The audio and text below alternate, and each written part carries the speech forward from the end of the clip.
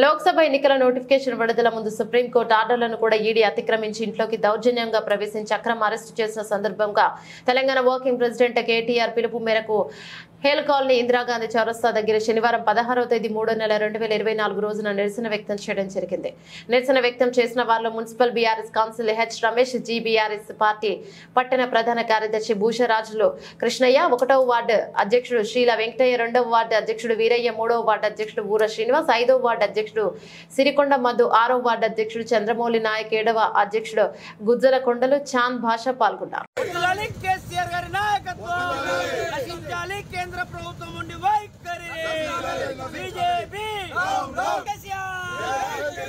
నశించాలి, కేంద్ర ప్రభుత్వం ఉండి వైఖరి నశించాలి, కేంద్ర ప్రభుత్వం ఉండి వైఖరి. కల్వకుంట్ల కవితను అక్రమంగా అరెస్టు నిరసనగా తెలంగాణ వ్యాప్తంగా టీఆర్ఎస్ పక్షాన ఈరోజు పెద్ద ఎత్తున ఆందోళన కార్యక్రమం చేపడుతున్నాం.